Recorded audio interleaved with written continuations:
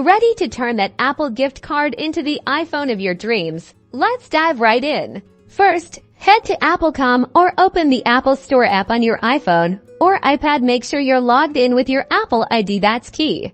Browse the iPhone models and select the exact one you want. Customize it with your preferred color, storage capacity, and any other options. Click Add to Bag or Add to Cart when you are done. Now go to your shopping bag or cart. You'll see a summary of your selected iPhone. Click or tap the checkout button to proceed.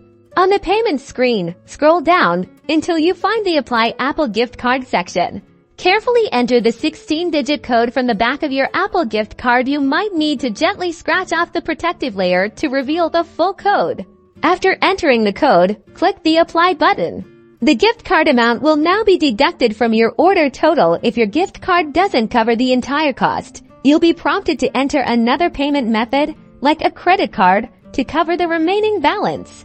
Review your order details, including your shipping address and payment information, and then click Place Your Order. Congratulations! You've just used your Apple gift card to buy an iPhone online.